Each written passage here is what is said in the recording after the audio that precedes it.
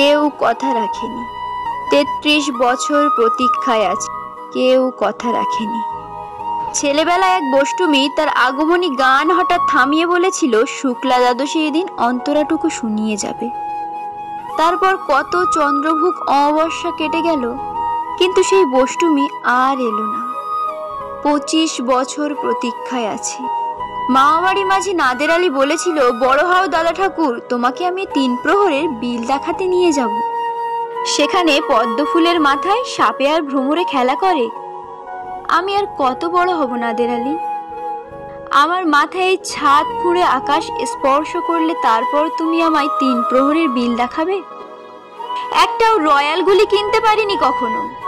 লাঠি লজেন্স দেখিয়ে দেখিয়ে চুষেছে লস্কর বাড়ির ছেলেরা। ভিখিরির মতো চৌধুরীদের গেটে দাঁড়িয়ে দেখেছি ভেতরের রাস উৎসব। অবিরল রঙের ধারার মধ্যে সুবর্ণ কঙ্কন পরা ফর্সা রমণীরা কত রকম আমোদে হেসেছে। আমার দিকে তারা ফিরেও তাকায়নি। বাবা আমার কাঁধ ছুঁয়ে বলেছিল, দেখিস একদিন আমরাও।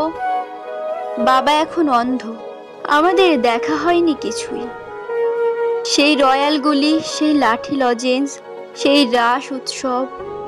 বুকের মধ্যে সুগন্ধি রুমাল রেখে বরুণা বলেছিল, যেদিন আমায় সত্যিকারের ভালোবাসবে সেদিন আমার বুকে এমন আতরের গন্ধ পাবে। ভালোবাসার জন্য আমি হাতের মুঠোয় প্রাণ নিয়েছি। দুরন্ত ষাঁড়ের চোখে বেঁধেছি লাল কাপড়। বিশ্ব সংসার তন্ন তন্ন করে খুঁজে এনেছি ১০৮টা নীল পদ্ম। তবু কথা রাখেনি বরুণা।